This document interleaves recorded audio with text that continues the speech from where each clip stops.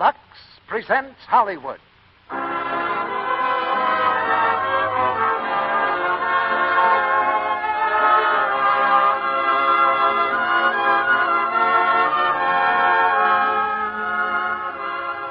The Lux Radio Theater brings you Robert Taylor, Walter Pidgeon, and Ruth Hussey in Flight Commands. Ladies and gentlemen, your producer, Mr. Cecil B. DeMille.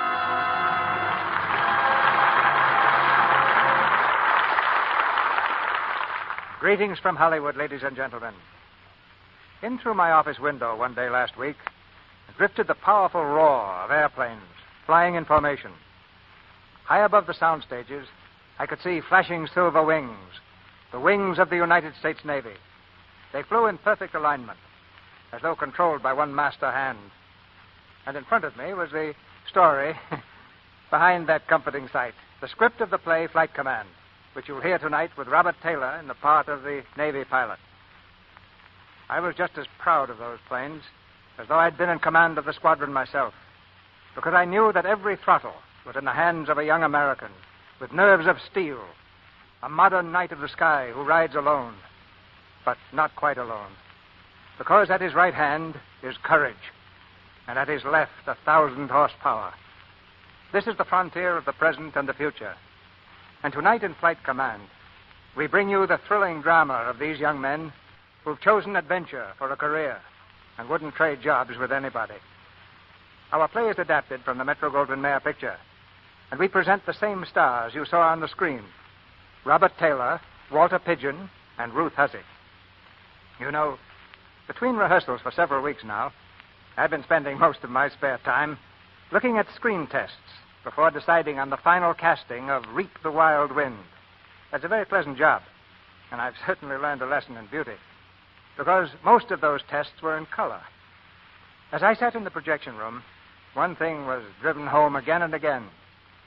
In the glowing color of today's motion picture screen, the girl with a peaches and cream complexion has a head start in the competition for stardom, and that's where Lux Toilet Soap comes in.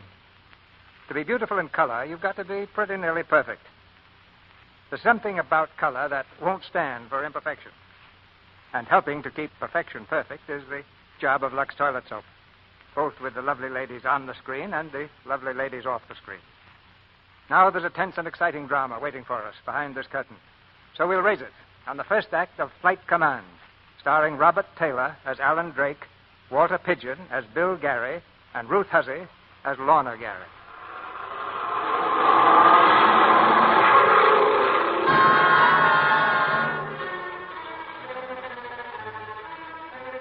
Over the Naval Air Station at North Island, San Diego, creeps a blanket of fog, settling low along the ground, shrouding the control tower in a curtain of misty gray.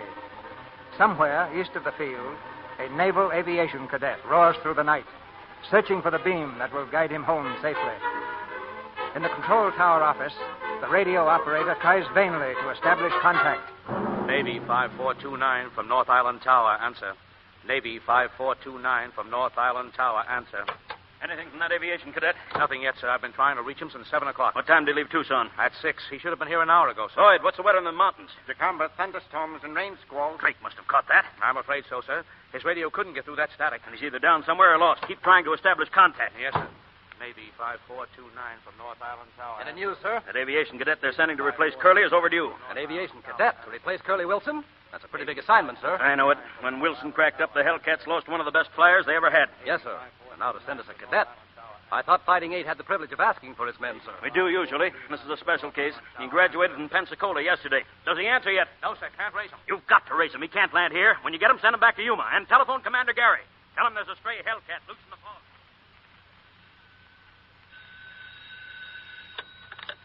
Yes? Lost where? Well, keep after him. I'll be over at the tower in a few minutes. Hello, Bill. Hello, Lorna. Did Janet Wilson get off all right? Yes, I put her on the train, so that's over. I thought you'd like me to pick you up. It's pretty late. Can you come home now? Oh, can't do it, dear. Our new cadet is coming in. How is Janet holding up? Not too well, I'm afraid. Oh, she'll be all right. One of these days, she'll find someone to take Curly's place. She loved him very much, Bill. No more than Curly loved her. If she had gone first, he'd have taken it standing up. If my number had been Curly's, you wouldn't have taken it the way she did. You couldn't. I wouldn't bet on that, Bill. Lorna, what's wrong? Oh, I don't know. I'm just... I know. You're tired. Giving all you've got to Janet Wilson for 2 whole days and nights, it's like a blood transfusion. Do you mind if I take time out to say you've done a swell job as usual? You take time out and come home like a good husband. I'm sorry, Lorna. There's a kid out there on the fog. We've got to bring him in. You run along. I'll see you just as soon as I can. All right, Bill. Good night.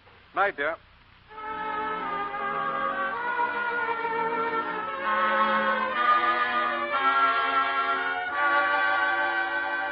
Navy 5429 from North Island Tower. Answer. Navy 5429 from North Island Tower. North Island Tower from Navy 5429. There he is. Get a bearing on him. Give me that mic. North Island Tower calling Navy 5429. We've been sitting on tacks for an hour. What's your position? That's what I want to know. Storms in the mountains, then cruising through fog for a couple of hours trying to find a hole. Beam receiver not working. Unable to pick up directional beam. Gas running low. Have about 10 minutes left. That won't take you back to Yuma. Fog's on the ground here. There's no field clear you can reach. Keep talking. We'll get a bearing on you. Navy 5429 testing. Navy 5429 testing. Did you get it yet? Yes, sir. Navy 5429 testing. North Island Tower calling Navy 5429. Come on in. Head west through. We'll check on you. What's up? Is Drake in trouble? Yes, sir. I'm trying to bring him over the field. Now, if I only had my gadget working, we'd bring him in for that soup and sit him right down beside the hangars. Maybe, Jerry, but would he be right side up? Listen. There's his motor now. Take that hand mic outside. Spot him over the field and tell him to bail out. Yes, sir. North Island Tower from Navy 5429. I must be getting close. Can't see anything. Can you hear my motor? We hear you. You're approaching the field. I'll spot you where your plane can't crash anything. You'll have to bail out. Bail out? Price this brand new plane? Which is what you dream about. Cruises at 350, dives at 600. I can't do that. Forget it, Drake. You're over the field now. Fly west. I think I see the field lights. How do I sound? I'm coming in. Stay up there. Circle the field. He's crazy. Thinks he can get down through this. Call the ambulance and crash truck. I've got the field spotted. I'm letting down. He's too far east. He'd hit the control tower. Order him up out of there. Pull up, Drake. Pull up. You're heading for the tower.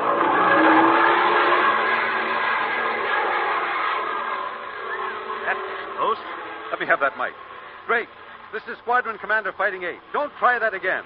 Climb to 2,000, fly due west. And when I tell you hit the silk, the winds from the west, you'll drift in over the field. Drake, answer. Drake and Navy 5429, flying due west. What's your altitude? 1,800, sir. Beautiful plane, sir. Kind of a shame to crash. Do what I tell you. Go on up. Yes, sir. Imagine that guy arguing in this fog. All right, Drake. Where are you? 2,000, flying due west. You're set, Drake. Bail out. Ready, sir. Bailing out. Drake. Drake. Must be over the side, sir. Wind shifted, sir. Where? Northwest. Drake. Hello, Drake. He landed in the bay. All hands out. Have patrols cover all the seaward area of the station. Get the ambulance rolling. Be sure they have an inhalator.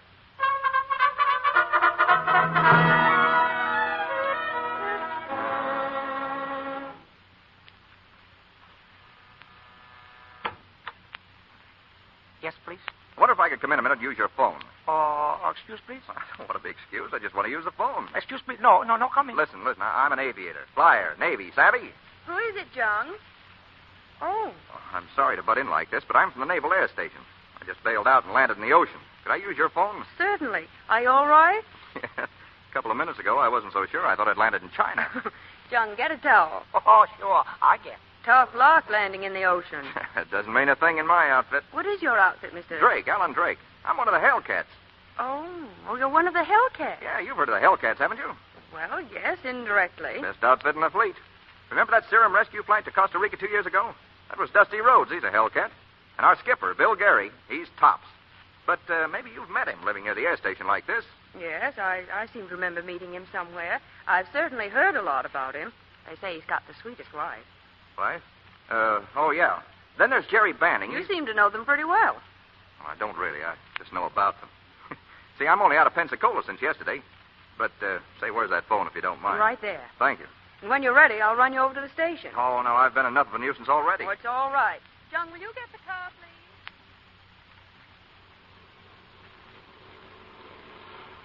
Well, now, Mr. Drake, if the Hellcats are so terribly good, and I'm sure they are from all you say... They're great. Well, you must have had a pretty high record at Pensacola to come right into them. Well, I worked pretty hard. Everybody works hard at Pensacola, keeping pace with the defense program. But you see, Fighting 8 asked for them men. Think of my luck getting asked for by the Hellcats. Well, I'm sure you must have rated it. All I'm sure of is I'm knocking on wood. I don't know much more about the Hellcats than you do, but I'll learn all right. With a break like this, a man ought to be shot if he doesn't go places. Well, here's the first place, Hellcat. Naval Air Station, North Island. North Island. The Hellcats. Should I pinch myself? Well, thanks a whole lot. You've been swell. I'd like to be seeing you sometime. Oh, we'll be seeing each other. Right now, you'd better jump in there and report. Say, wait a minute. What's your name? Hey, I don't know your name.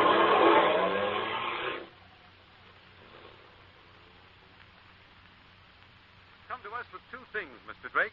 A big build-up and no experience. What happened tonight makes the first of those look pretty sick and proves the second.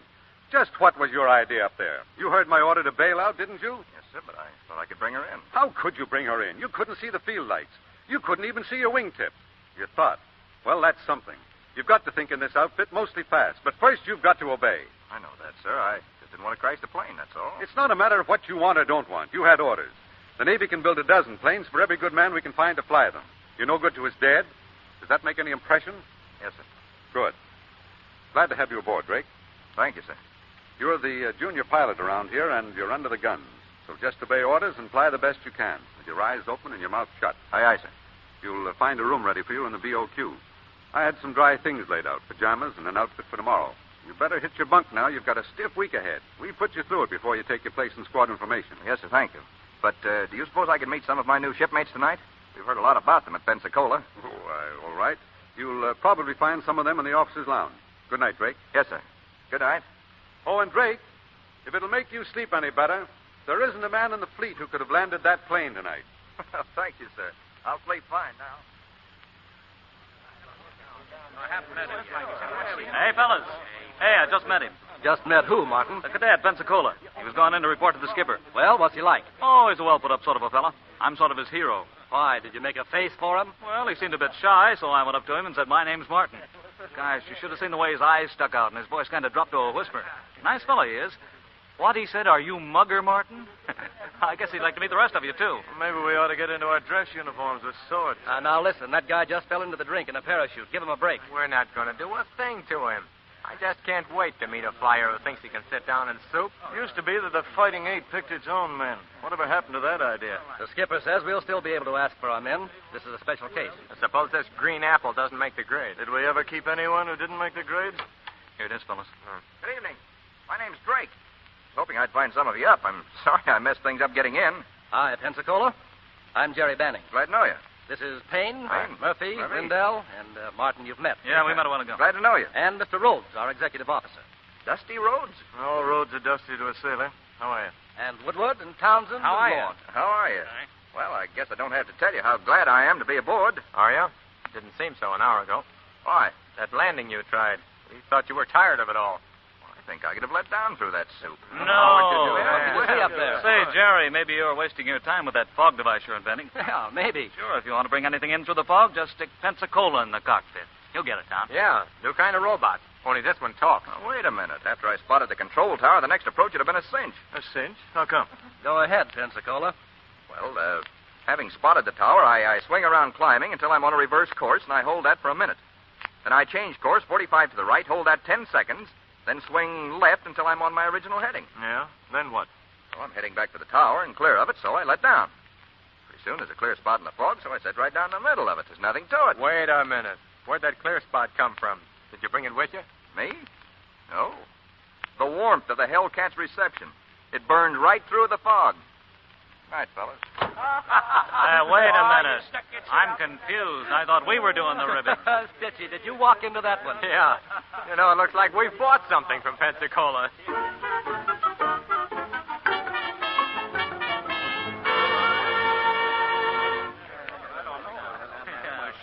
Everybody set here? All set, Dusty. All right, fellas. Remember, we're firing for a record this morning. Let's go out and hit that target every shot. Say, what's Pensacola doing out there on the line? Got everything on, but he's shoot. It's Dusty. Is Drake going to fire with us this morning with only 5 days shaken down? The skipper will decide that. Sure, relax. The skipper isn't going to send up a green man when we're shooting for a record score. Hello. Say, aren't we firing machine gun practice this morning? Hello, Pensacola. Did you say we? Sure. Don't I fire with the squadron today, Mr. Rhodes? Well, it's up to the skipper, but I'm afraid you need a little more shaking down. Well, maybe, but I'd like to know what a guy has to do around here to get out of the first grade. Experience. That's all you need, Pensacola. You can't fly in the squadron without experience, and you can't get experience without flying in the squadron. When you were practicing carrier landings out on the field a couple of days ago, you looked mighty cute with your plane standing on its nose. I cut when I got the signal. Mr. Payne was the landing officer. He can tell you. What do you say, Mr. Payne? What say, Mr. Payne? I say pipe down, Pensacola. Oh, that's swell. First I can't shoot, now I can't talk. I'm sure glad I came. Look, Mr. Payne, was it my fault or yours on that signal? You look. Will you forget that you knocked them all dead at Pensacola? You're in the fleet now, working on actual war problems. It happens we're firing in competition this morning for a record score. A man a week out of Pensacola isn't ready for my money. And if I were the skipper, you wouldn't shoot today. Well, that's one break for me. You're not the skipper. All pilots fighting 8, man your plane. There we go. All hands out. On the line. Commander Gary. Yes, Drake? I was hoping I might be flying with the squadron today. I've had a good shaking down, and I'd sure like a chance to get my teeth into things. Of course you're flying. This is squadron competition. Win or lose, we'll do it with all hands in the air. You fly number 2 in my section. Thank you, sir.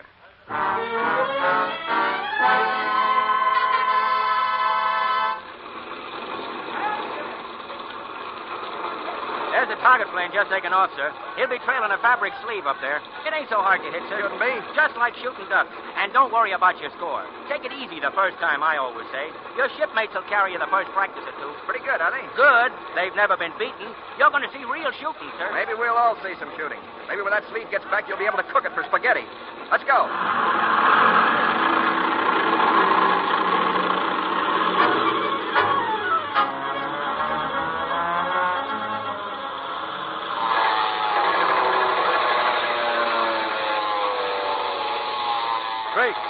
Drake and plane 2. You cut too close to that target last time. Watch yourself. Plane 2, aye, aye.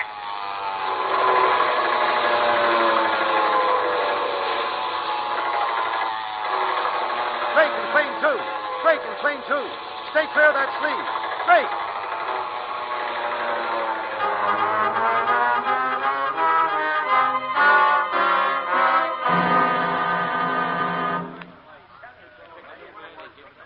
Competitive target practice. Final score. Fighting 8, a grand total of 0. What happened, sir? Oh, nothing much. Mr. Drake wanted to hit the target with every shot, that's all, cutting it close. Well, he cut it so close one time that he hit the target with a plane. Take it easy, men. Here he is. Look, I messed that up good, I know, but it won't happen again. Uh-huh. You were ready, all right, Pensacola. I said it won't happen again. You said it won't happen again. We're through competition firing till next year. You can't out-talk the scoreboard, kid. If you'd only taken it easy and not tried to shoot that sleeve to ribbons. You didn't have to do all the shooting. We were up there, too, you know. Hasn't anyone in this outfit ever made a mistake before? Yeah, forget about it. On the first run I did all right. I hit that sleeve plenty. Yeah, and on the second you mistook it for a nightshirt. You realize you darn near killed yourself? Well, it was our mistake, not his. We should have figured out some way to keep him on the ground. Maybe it was your mistake for asking for me in the first place. Hey, wait a minute. You ask for your men, don't you? Mostly. Well, then you asked for me, didn't you? Didn't you? Now, what's the difference? Who asked for who? Come on, who's going to chow? Wait a minute. I want to get this straight. Was I asked for in this squadron, or wasn't I? Tell me, was I asked for? Well, Pensacola, since you're so demanding, no. Oh, I see. Well, it's nice to know where you stand, anyway. Thanks.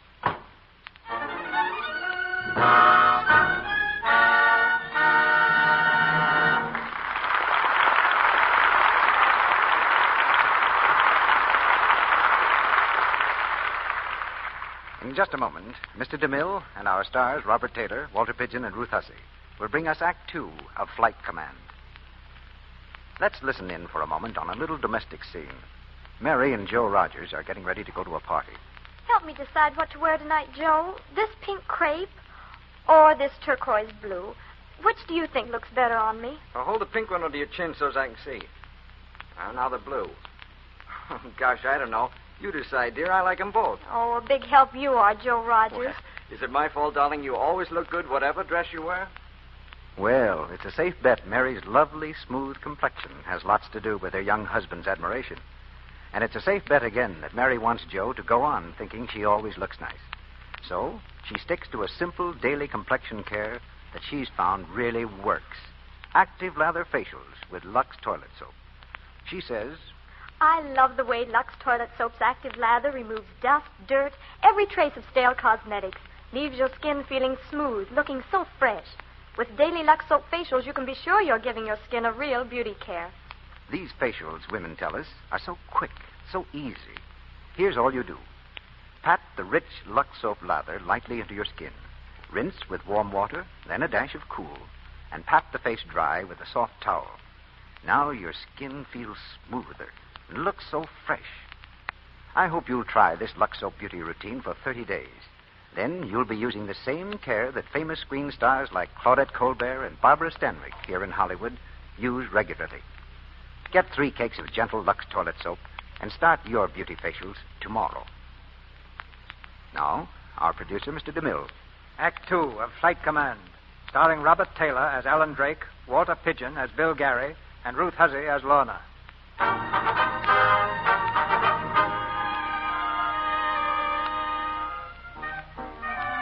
It's Saturday night, and the pilots of Fighting 8 have left their quarters on North Island. Alan Drake, alone and lonely, remembers the girl who drove him to the air station. Not knowing her name, he's had a difficult time finding the house again. But now, at last, he stands in the doorway, facing Lorna Gary. Hello. Why, it's the Hellcat. Yes, remember me? Of course. Come in. I was wondering when you were going to call. Oh, thanks. I'd have been around sooner, only... Well, don't apologize. I'm glad to see you.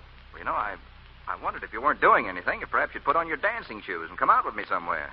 You want me to go out dancing with you? Well, you see, I don't know many people around here. Don't know anybody, really, and thought maybe you'd be kind enough to sort of show me the town. Well, that's very sweet of you, Mr. Drake. But I'm afraid you'll have to get authorization from Commander Gary. Skipper? What's he got to do with it? You haven't even learned my name. You don't know who I am, do you? Well, things were happening sort of fast that night, weren't they? With all that fog, and then you driving off so quickly, and...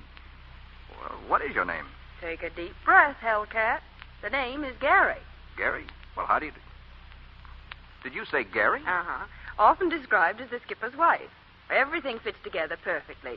A new pilot always pays a duty call on his squadron commander and his wife. Come along in, join the others. Well, that's terribly nice of you, Mrs. Gary, but I've no right to come barging in on your party. Oh, it's no party, just a house full of Hellcats, that's all. Hellcats? Yes, this is sort of their hanger-off duty. Yours, too. Anytime, whenever anyone in the squadron feels like it, he just drops in. Well, I do appreciate that, Mrs. Gary, but this wasn't really a duty call, and I'd rather make it another time. Now, you're not going to get sensitive, are you? Because you tried to make off with the commander's lady? No, Mrs. Gary, it's not that. Well, whatever it is, I wouldn't let it spoil a Saturday evening. Let's have that dance you suggested, and perhaps we can talk things over later. You know, I'm sort of a mother confessor to new pilots. Advice to the lovelorn, how to play chess with the admiral's aunt, headache powder. I'm sorry, but I'd rather call another time if you don't mind. But you see, I do mind. I'm surprised. Not quite pleasantly. I tell you, it was Jim McCallum, and I can't waste any of more time arguing. Hi, Pensacola. How are you? Hello. Jerry, you're not leaving. I can't hang around here all night wrangling with those apes. Got work to do on the fog device. Well, wait a minute. Mr. Drake, maybe you can help my brother. He's having an argument with the boys. Your brother? Jerry Banning? Of course. Anything funny about that, Pensacola? No, but I'm sure learning things tonight. Look, Mr. Drake, do you know what English pilot bombed 3 bridges back of Dunkirk, making possible the evacuation of 4 divisions? Yeah, who was it? And was he alone? All alone. It was McCallum, the New Zealander. James McCallum. Right. Oh, I knew it was. So did I. You must come inside and back us up, Mr. Drake. Yep. Got to settle this argument tonight. I've got a new one to start first thing in the morning. Hey, Mugger. Here's Pensacola, the Flying Almanac. He says it was McCallum alone. Hiya, boy. Hi, Drake. Hello, Drake. Good evening, Commander Gary. Just make yourself at home. You'll find a drink over there. Thank you, sir. Now, tell Martin it was McCallum, without Patterson. McCallum what? Bridges, Dunkirk. Oh, yes, it was James McCallum. With his plane full of bullet holes, he got back to Dover and crashed. Broke his leg. You're right, no doubt about it. McCallum from New Zealand. Well, then why did you say it was Patterson? Just to make you get red in the face, Jerry, that's all. They's turning the heat on. How are you, Pensacola? I'm fine. Sit down, Drake. Glad to see you aboard. I'm glad to be aboard, sir.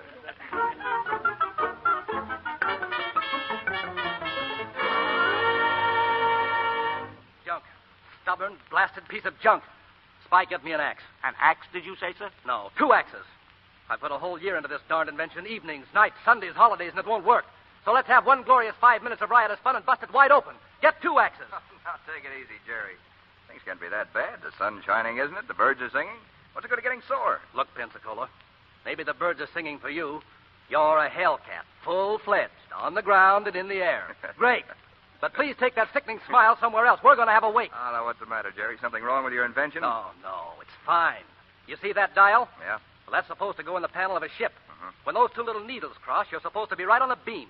You're supposed to be able to land sitting up right through the soup. But there's one trouble with it. It doesn't work. So just stand back while I kick it to death. Wait a minute. Don't get all lathered up over some little bug in the thing. You don't want to smash it until you've checked everything over. There might be a loose connection. You think I'd take it up for a final clear weather flight test without checking it over? I've triple-checked. The direction needle still won't stay on the reference line. It's got the creeps all over the dial. Well, there just must be something wrong, then. Now, that's quite a deduction. Listen, let me get in there and look it over. Sounds like interference on your frequency. Will you get out of here? But maybe I can fix it. Fix it? After I've worked a year, you're going to fix it. What do you know about radio beam transmission? Well, when I was a kid, I was always fooling around with radio. Had a wildcat set in the barn, always butting in on the commercial stations. I know a lot about interference. You certainly do. Say, wait. Shut up a second. No, don't shut up. Go on talking. Babble. Say something, anything. Well, we're only 15 miles from the Mexican border, aren't we? 12 miles. What of it? Well, you've checked everything else around here. What if there were some Mexican kids fooling around with amateur radio sets the way I used to do, sending signals, butting in on the regular waveband, setting up interference? Well, Shut maybe... up a minute. Well, here's the axe, sir. What? What axe? Well, see, you ordered... Drop it. We're going to pull out the panel. Mr. Drake's double-crossed me and has an idea. Stand by, Pensacola. Roll up your sleeves and keep talking.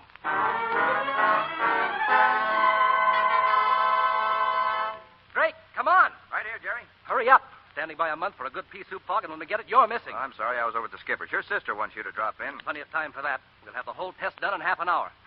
You're not going to fly it in that goo out there tonight. Why not? With this apparatus, it'll be clear as a bell. Don't waste time talking. Look, I know the clear weather tests have worked swell, but let's try it in a two-seater before risking this stuff. You fly it under a hood, blind, but I'll be at the forward control just in case. I invented this thing for fog, didn't I? No. All right, I'm going to fly it in fog. Spike, anybody around? No, sir, all clear. Let's go, Pensacola. When we get through, there'll be a railroad track running right down from the sky. No more getting caught on top with gas running low and no place to sit down. This thing sort of got me. When I think of what it means, what it can do for aviation, I get the shakes. Come on, let's warm it up.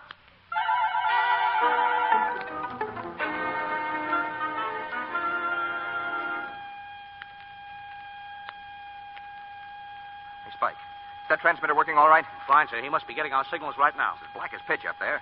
I haven't heard him for 10 minutes. Well, he was going out across the bay. He'll be coming back any second now. Keep your ears open and keep your eye on that transmitter. Yes, sir. I think I hear him, sir. Quiet. That's him, all right. Come on, Jerry, right down that railroad track. Drake, is that a plane up there? It isn't a hummingbird, sir. Who is it? What's he trying to do? Lieutenant Banning. He's testing a fog landing device. He can't do that. He might kill himself. So might the Wright brothers at Kitty Hawk. Have the ambulance and crash truck stand by. He's turning.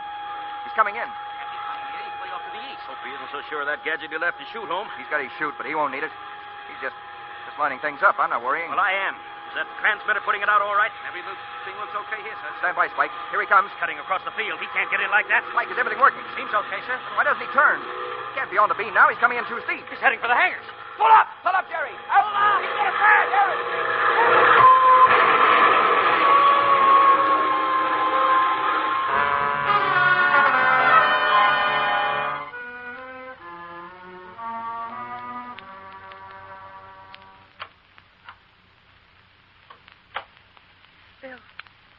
Bill, how is he? Hang on to yourself, darling. He's badly hurt. He's... The doctors don't give him much chance. Commander Gary, report to scene of crash. Commander Gary, report to scene of crash. Lorna? Yeah, I know. It's got to go. Yes, and I'll probably have to fly east tonight. Oh, no, Bill. Not tonight. Lorna, it's hit all around you, and you've shown the rest how to take it. If it's your turn now and the flag's at half-mast, keep it flying. Yes, Bill. Goodbye, dear. Goodbye. Mrs. Gary. Well, say it, Izzy. He's gone. He only regained consciousness for a moment. He's gone. Will it help any to know that his last thought was for you? He wanted to tell you something. And just at the end, he said, "Tell Lorna everything's all right."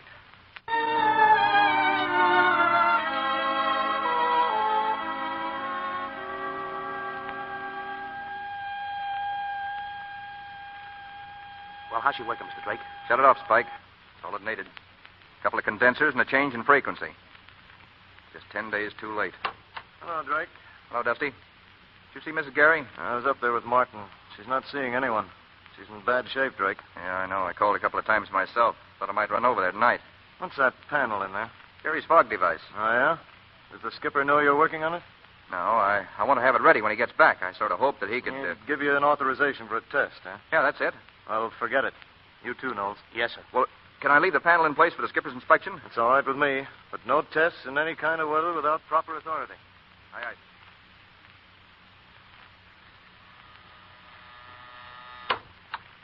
Good evening, Chung. Oh, good evening. Mrs. Gary at home? No. No, sir, no home. May I wait? Oh, lady no come home for a long time. I see. Well, I found something down at the hangar I think she'd like to have. I have nothing much to do. Don't mind waiting an hour or so. Oh, please, mister. No good wait. Mrs. Gary no see nobody. Tell me something. Is Mrs. Gary taking Mr. Banning's death pretty hard? Oh, yes, sir. Very hard. Mr. Drake, when Commander Gary come back? Soon? I don't know. Look here, Jung. How is Mrs. Gary? Oh, ever since Mr. Banning dead, Mrs. Gary no see nobody. No eat, no sleep. Sometime walk on beach all night. She there now? Yes, sir. She there. Thanks.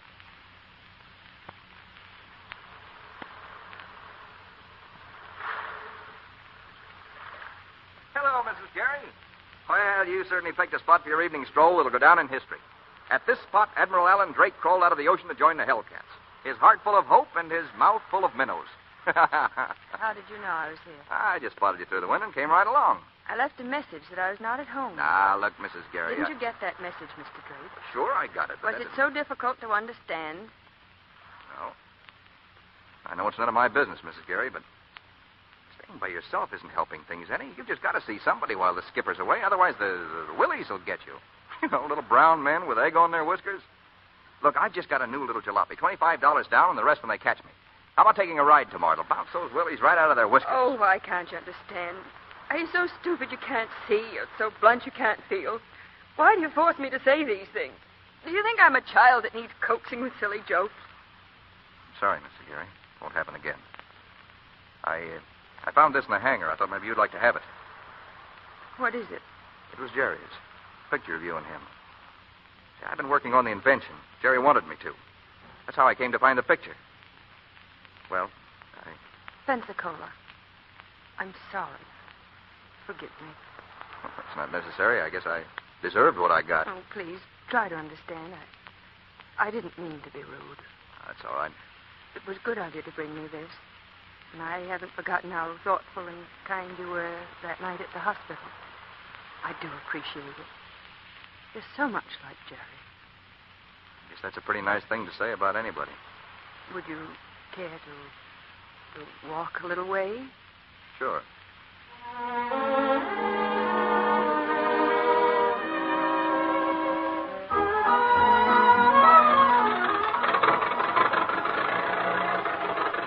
How do you like the jalopy? Lovely. 4-wheel brakes.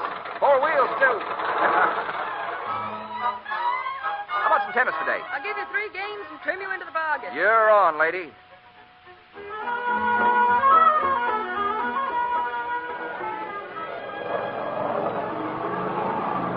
That's what is known as a barrel roll. It feels like it, too. Want to try it again? Why not? Well.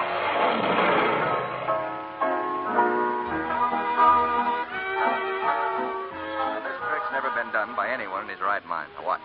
I've been training these spoons until they're almost human.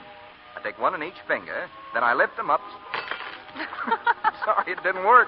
Anything wrong, sir? Yeah, your spoons skid. Customer speeding his soup's liable to have a nasty accident. I'm sorry, sir. Can I get you something else? Small brandy. 2 brandies, please. Thank you, sir. Having a good time, Miss Gary? Oh, wonderful. You've been grand to me all week. I don't know when I've ever had such a good time in my... What's the matter? Hey, what is it, Lorna? I thought we'd bounced those willies right out of business. It's not the willies.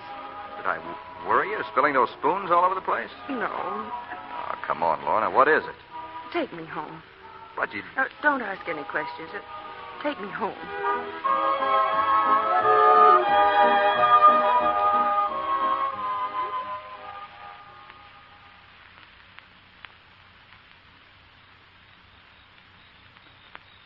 Good night, Alan.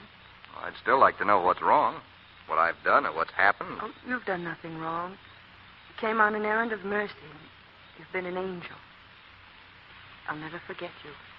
That sounds like a last farewell. It is. But I don't get it. Are my jokes that No, bad? Please, don't ask me to explain. I'd rather not. Goodbye, Pensacola.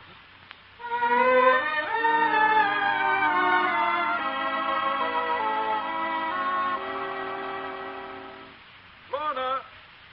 Lorna, where are you? Lorna! Oh, hello, darling. Hello, Bill. Oh, it's wonderful to be home. How are you? Not too good, I'm afraid. Oh, I'm sorry. I wondered why you weren't over at the island to meet me. Bill, I'm going away. What? Where? Home. Will you get me a reservation on the plane? What brought this on? Say, you haven't been taking things the hard way now, have you? Bill, I haven't been honest with you. Because I wasn't really frank and honest, I've made a lot of unhappiness for myself. Now I've got to tell you the truth, even though it may hurt you. Oh, now, what are you trying to say? When I first knew you, that very first summer when we fell in love, I knew there was only one kind of a woman you could ever care about. A brave woman, someone who could take tragedy in stride, because that's what a skipper's wife must do. Well, of course, no, but... please, because I loved you, I tried to be that kind of woman, but I'm not, Bill. Well, there were times when I prayed for some sign that you saw through my pretense and loved me anyway, as I really am. The night Jerry died, I wanted you to take me in your arms and say, darling, I know it's killing you. And what did you do? You took my arm hard, looked at me as though you were giving an order, and said, steady, keep the flag flying. You took me for granted, Bill. You didn't try hard enough to understand what was happening to me inside. Well, now you know the flag isn't flying. Why didn't you tell me you felt this way? There was no need to pretend. Because I wanted you to keep on loving me. Lorna, for the love of heaven, I love you because you're you. Now you've told me, and I still love you. I just understand you a little better, that's all. So there's no reason to go away. Well, it's not as simple as that. I wish it were. I've changed, Bill. Changed? How? Well, since Jerry died, I've had this terrible feeling of emptiness. The thought of your coming home should have been enough to fill it, but it wasn't. And then something happened last night, just as suddenly as you're hearing it now. That made me realize something we had together is lost.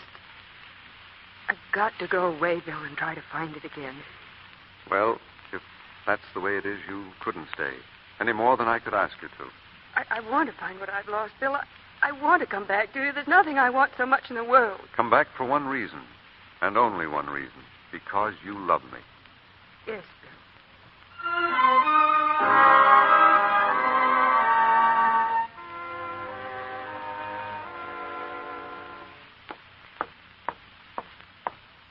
Oh, Mr. Drake. Yes, Pike? Lieutenant Rhodes says, can he see you in the lounge? Thanks.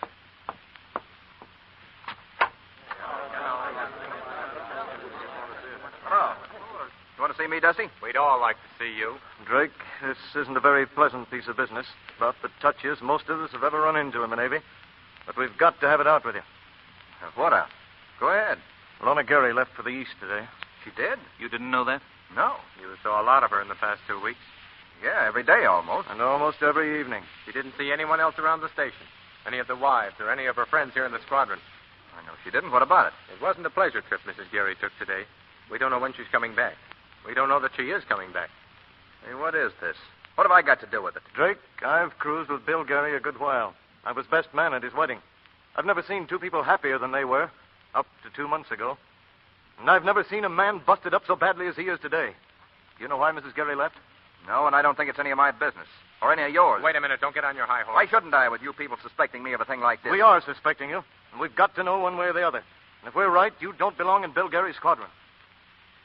Bill Gary's been my skipper as well as yours. He's been my friend. But you don't have to bother finding out whether your suspicions are right or wrong, because I'm getting out. I wouldn't fly with a crowd who can suspect me of a filthy trick like this if it was the last squadron in the fleet. You can have my share. You can take the Hellcats and drown them in the bay.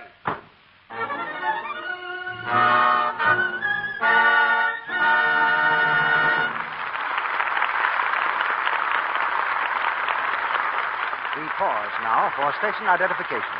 This is the Columbia Broadcasting System.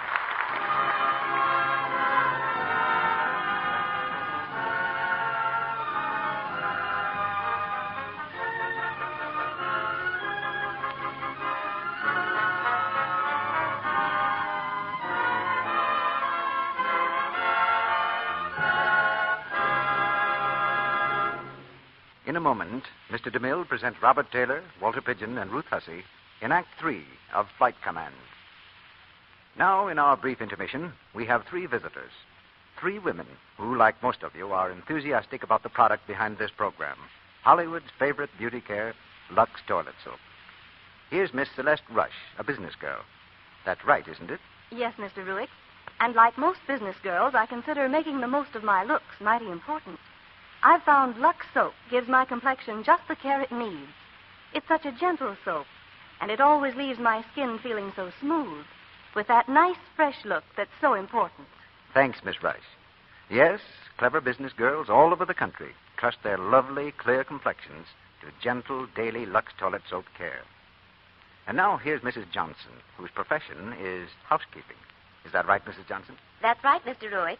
And since I am a housekeeper, you can be sure that one thing is just about second nature. That's economy. One of the jobs I take most seriously is budgeting the household expenses. And I certainly do think Lux Soap gives wonderful value. It's such a firm cake, so long-lasting, and it costs so little money. You can use it right down to the last little sliver. And it gives such a grand, rich lather, too. My family loves Lux Soap. And, of course, it's as fine a toilet soap as money can buy, but it's a luxury we can afford.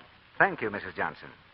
It's certainly true that more and more careful housewives find they can let the whole family use this truly luxurious soap and still be economical.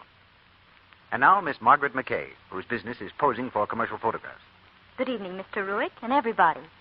I'm very glad to tell why I use Lux Soap regularly. It's because I've found it's the right care for me. It certainly is a wonderful aid in keeping my complexion nice and smooth and soft. And, of course, that's the way a model's complexion has to be. Thank you, Miss McKay. Yes, when a girl's a professional model, she has to be really sure about her complexion care. And if this is true with a model, think how necessary it must be to a screen star. They must use a care that really works. And so it's very significant that 9 out of 10 lovely Hollywood screen stars use Lux Toilet Soap. You see, Lux Soap is mild. It's pure. It has active lather that removes every trace of dust, dirt, and stale cosmetics. Does a thorough job. You want your skin to stay smooth and lovely, so don't take chances. Use the same gentle beauty soap that guards Hollywood's priceless complexions, Lux Toilet Soap. It's as fine a complexion soap as money can buy. Get 3 cakes of Lux Toilet Soap tomorrow. Now, Mr. DeMille is returning to the microphone. Curtain rises on the 3rd act of Flight Command.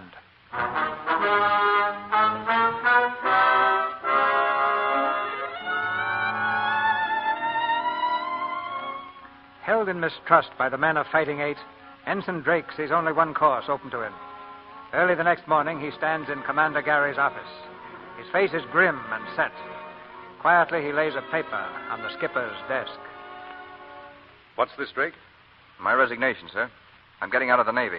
Getting out? When you checked in here, Pensacola, you loved the Navy. You sat right here in my office one morning and told me how you'd rather fly with us than eat. You still would for my money. Come on, tear this thing up. I have no intention of tearing it up, sir. You've got the makings of a great pilot, Drake. The Navy can use you. And there's a lot more to it than you've learned in these few weeks. There's loyalty, for one thing. And loyalty isn't a one-way street. It goes both ways, down as well as up. We fight like blazes for the skipper, and the skipper fights like blazes for the men.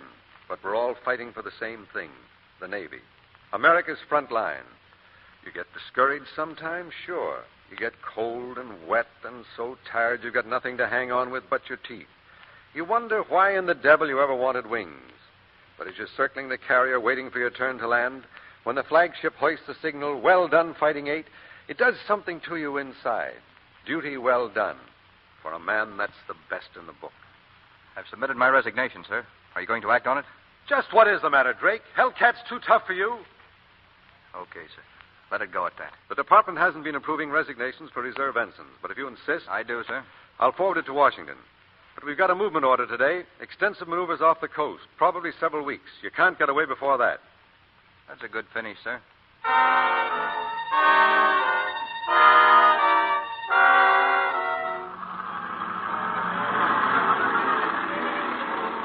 Navy orders. Aircraft maneuvers over Pacific. All aircraft from North Island, including patrol planes, will meet carriers off post for 2 weeks' battle maneuvers.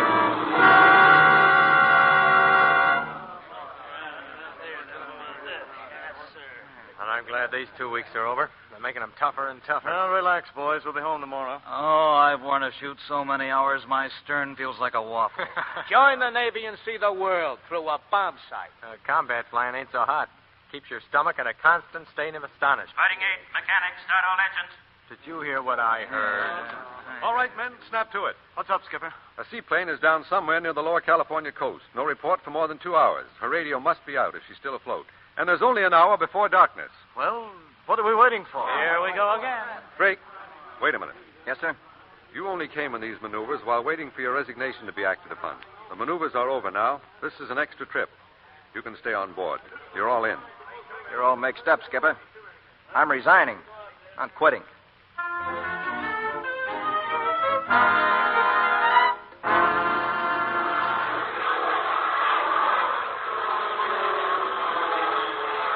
Commander Aircraft from Commander Fighting 8. Commander Aircraft, aye.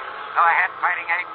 Fighting 8 took off from carrier to search, flying east at 1,000 feet, speed 300. Armed scouting line, report anything sighted.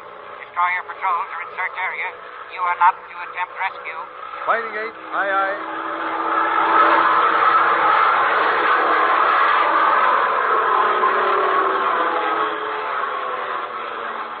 Drake in plane 2, Commander Fighting 8. Go ahead, plane 2. Skipper, I just saw a Veery star to the southern. Fighting 8, Fighting 8. Change course to south. Fly at 500. Keep close lookout for lights of plane on water. Report anything sighted. Don't answer.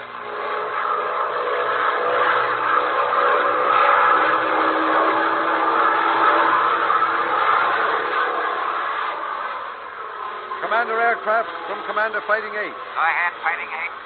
PBY-6 located. North tangent Guadalupe Island.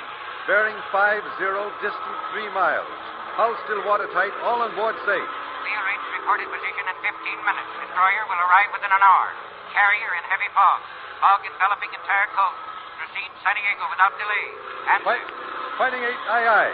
Proceeding San Diego. Fighting 8, Fighting 8. Planes in sight of me close up. Others proceed to San Diego. Fog shutting in. Don't answer.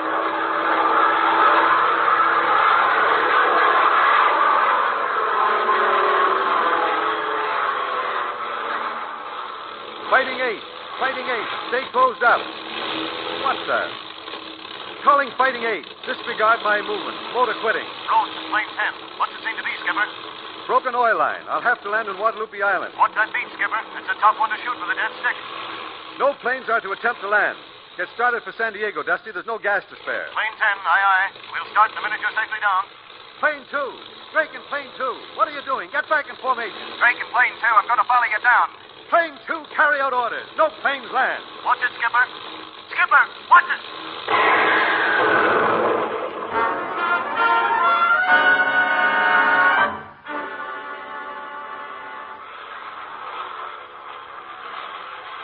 North Island Tower from plane 10, Fighting 8. Commander Gary forced down on Guadalupe Island. Apparently injured. Drake in plane 2 landed safely and is giving first aid.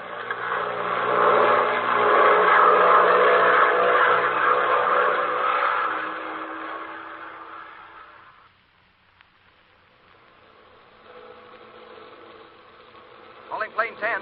This is Drake, plane 2. Landed on Guadalupe. Plane 10, aye. How badly is the skipper hurt? Bad head injury. Can't do much with first aid. Do you think he'll hold out until the destroyer gets there with the doctor? No, I've got to fly him home. I've got him aboard right now. Step on it, then. Fog reported rolling in at San Diego fast. Fog?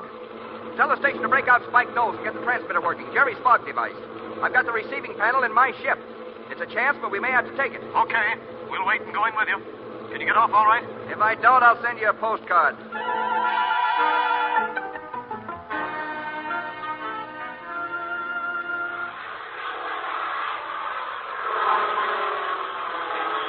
Fighting 8 from Drake, plane 2. Take off okay, heading home. Fighting 8, take positions on plane 2.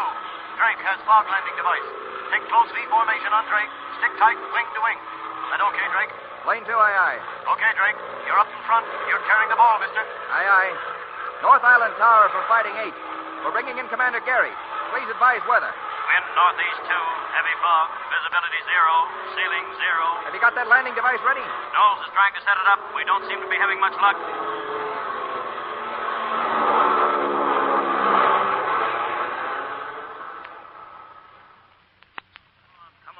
Get that thing working. I'm trying. Hurry up, Spike. They can't land in this soup. They must be almost out of gas. I don't know, Well, what's the matter? The last time we tried out, everything worked okay.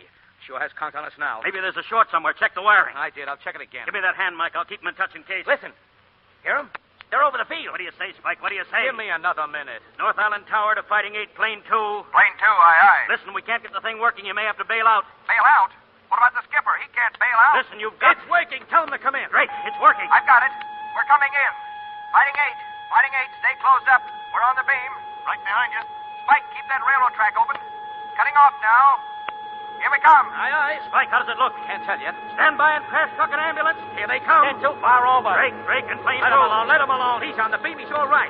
There he is. See him? Bring him home, Mr. Drake. Bring him home. There's the first one. 2, 3, 4, 5. They're coming in. He's bringing them home. All of them. All of them.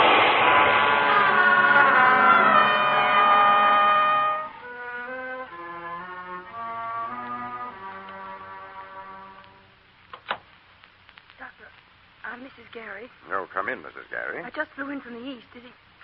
How is he, Doctor? Well, it's hard to say. How he pulled through the operation last night is a miracle. If he'd only regained consciousness, I'd give him a fighting chance. May I see him? Why, of course.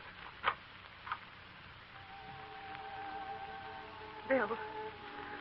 Oh, Bill, I'm here, darling. I've come back to you. Hear me, Bill. Look at me, darling. Lorna. Bill. Lorna, you got my letter? Letter? No, darling, I'm going to resign from the Navy. Maybe then we can be together. Darling, you're not leaving the Navy. You belong in it. And I belong with you. Will you be happy? I am happy. You pulled through. I'm home, Bill, beside you. Do tears help? Yes, darling.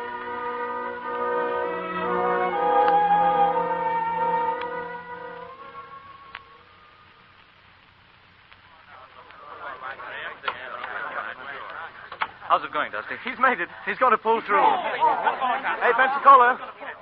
Well? When I was driving Lorna here from the airfield, I found out a few things that made me plenty sick of myself and what we've done. I apologize for myself and for everyone here. A little late for apologies, isn't it? Yes, pretty late and pretty empty. Maybe not too late. Washington's turned down your resignation. We're going to be flying together for a long time, and maybe we can make it up to you. You're a born Hellcat, Pensacola, and we're going to hang on to you. Come on, Pensacola. Give in. What do you say, mister? I'd like to stay. Swell. Glad to have you aboard, Drake. Yeah, we sure are. I'm glad to be aboard.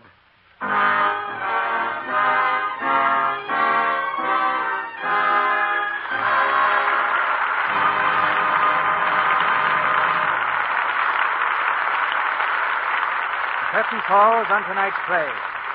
But at this very minute, from Pearl Harbor to Pensacola, the sky dogs of the fleet, the eyes of the Navy, are keeping their eternal vigil. Before the stars of tonight's play take their curtain calls, I have an announcement to make. On one other occasion in the Lux Radio Theater, I mentioned a new radio program just making its bow.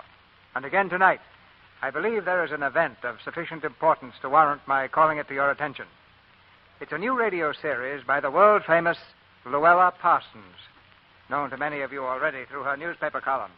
Next Friday night, Luella Parsons will open her new program over most of these stations, and I heartily recommend that you listen in. I know I shall.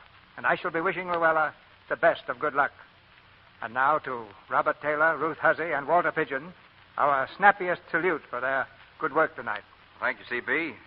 We met and worked with a lot of the men in the Naval Air Service when we were making the picture Flight Command. They're great fellows, and I'd like to wish them all happy landings. We're all with you there, Bob. I think the Navy is taking care of those happy landings in the best possible way by thoroughly training the pilots. I'm an Army man myself, but you can't beat a Navy pilot.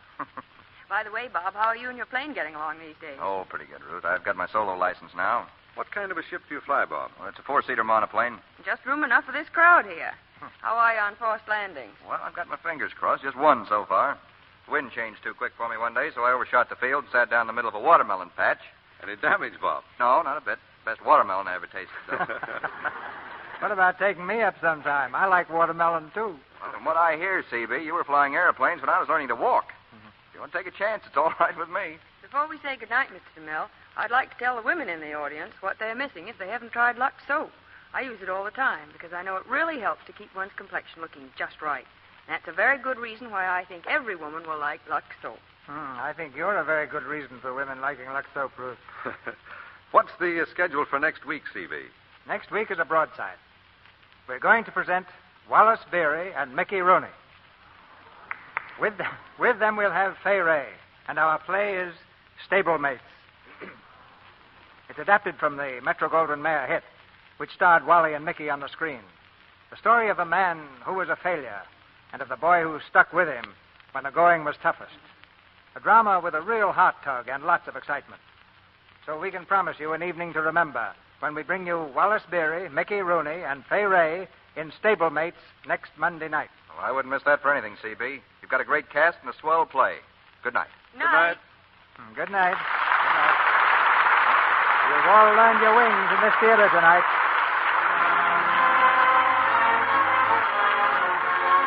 Our sponsors, the makers of Lux Toilet Soap, join me in inviting you to be with us again next Monday night when the Lux Radio Theater presents Wallace Beery, Mickey Rooney, and Fay Ray in Stablemates.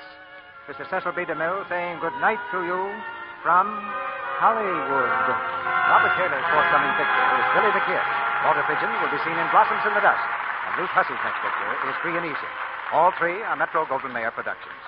Heard in tonight's play were Tristram Coffin as Jerry, Ted Bliss as Dusty, Fred Mackay as Martin, Bob Burleson as Stitchy, Edward Marr as Spike, Robert Strange as Lloyd, Lou Merrill as Officer, Wally Mayer as Jung, Griff Barnett as Admiral, Charles Seal as Mechanic, and Ann Tobin as Waitress. Our music is directed by Louis Silvers, and your announcer has been Melville Roy. This is the Columbia Broadcasting System.